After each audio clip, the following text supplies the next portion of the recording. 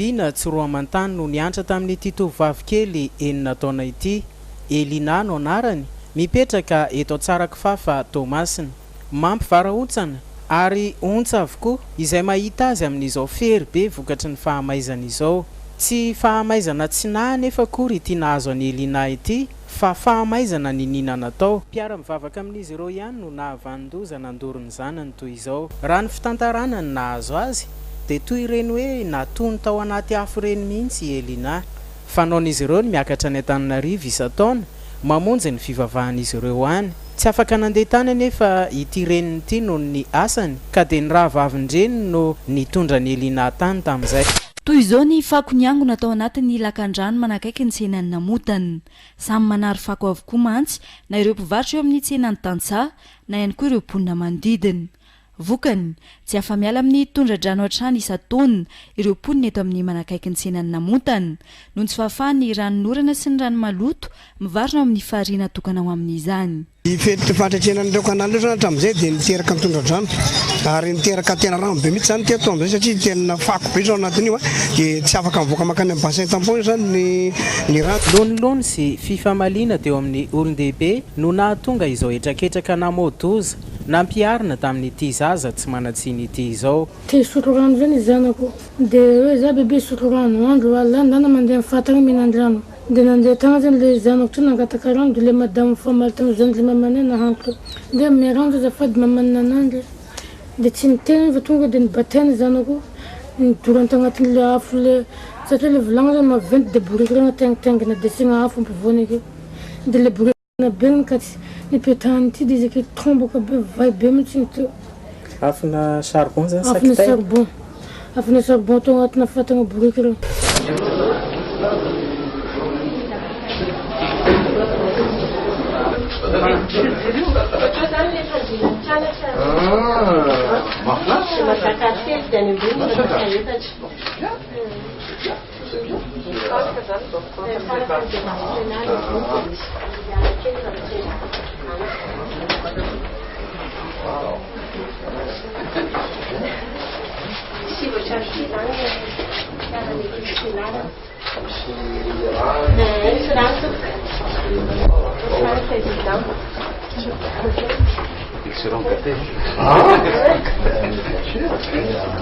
Efa misy mpianatra enimpolo sahady manaraka fiofanana eto amin'ny INTH Nosy amin'izao fotoana izao.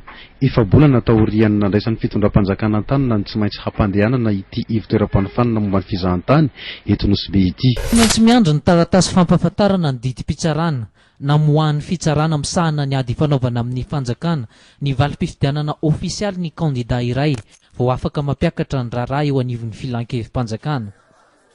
Tsy ny rehetra nefa tretony naharahin'io taratasy io. Efa tombotra ny daty farany ho an'ireny vohim-paritany 5 akoatra ny Toliara.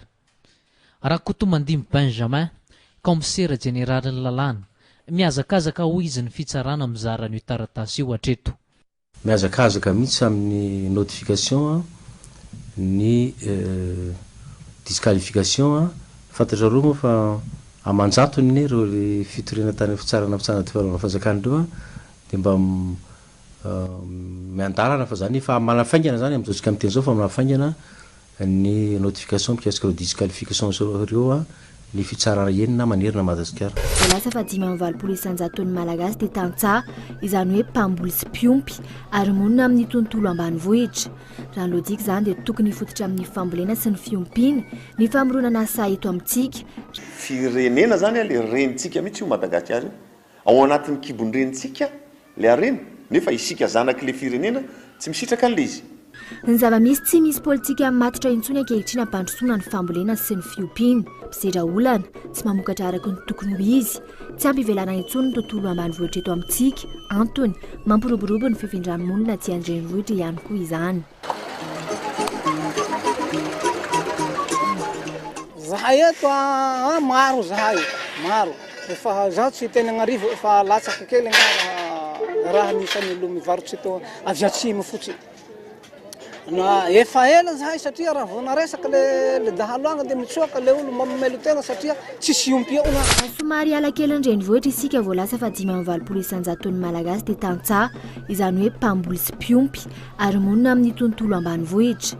Raha ny lojika izany dia tokony hifototra amin'ny fambolena sy ny fiompiana ny famoronana asa eto amintsika. Firenena zany a le renitsika mihitsy io Madagasikara ao anatin'ny kibonrenitsika le arena nefa isika zanaky le firenena tsy misitraka an'le izy. Ny zava-misy tsy misy politika matotra intsony ankehitriny ampandrosoana ny fambolena sy ny fiompiana. Mpisedra olana tsy mamokatra araka ny tokony ho izy, tsy ampivelana intsony ny tontolo ambanivohitra eto amintsika, antony mampiroborobo ny fifindra-monina aty andrenivohitra ihany koa izany. Zahay eto maro zahay maro efa zaho tsy teny agnarivo efa latsaka kely raha nisany olo mivarotsy eto avy atsimo fotsiny.